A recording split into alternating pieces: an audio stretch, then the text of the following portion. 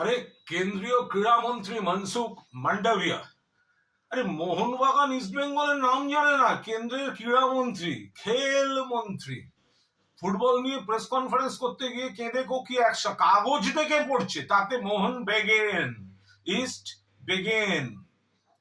শতাব্দী প্রাচীন দুটো ক্লাব, জাতীয় ক্লাব মোহনবাগান, স্বাধীনতা সংগ্রামের প্রতীক মোহনবাগান, লড়াইয়ের নাম ইস্ট বেঙ্গল, একে অপরের পরিপূরক, সঙ্গে মোহামেডান স্পোর্টিং। সেখানে মনসুখ মান্ডাভিয়া কাগজ দেখে বলতে হচ্ছে। কিসের ক্রীড়ামন্ত্রী? ফুটবলে দেশের সেরা ক্লাব দুটোর নাম জানো না?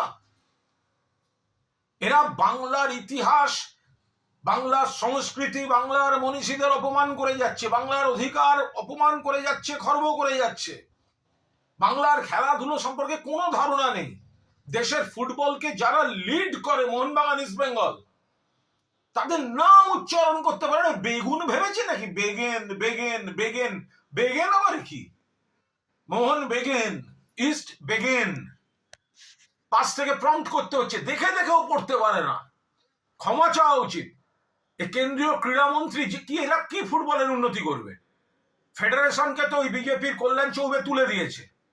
আর এই হচ্ছে ক্রীড়ামন্ত্রীর নমুনা, মোহনবাগান ইস্ট বেঙ্গলের নাম জানে না। আরে বাংলার ফুটবল শুধু নয়, মোহনবাগান ইস্ট বেঙ্গল মোহামেডান দেশের ফুটবলের উজ্জ্বল নক্ষত্র এরা। তাদের নাম বলতে পারে না মনসুখ মান্ডাভিয়া। কেন্দ্রীয় ক্রীড়ামন্ত্রীর উচিত প্রকাশ্যে এই ক্লাবগুলোর কাছে ক্ষমা প্রার্থনা করার, নাম বিকৃতির জন্য। আমাদের মনীষীদের নাম ভুল বলে, ক্লাবের নামও এখন ভুল বলছে।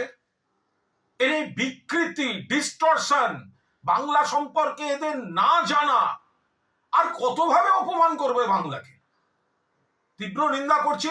এই লোকটার উচিত ক্ষমা চাওয়া।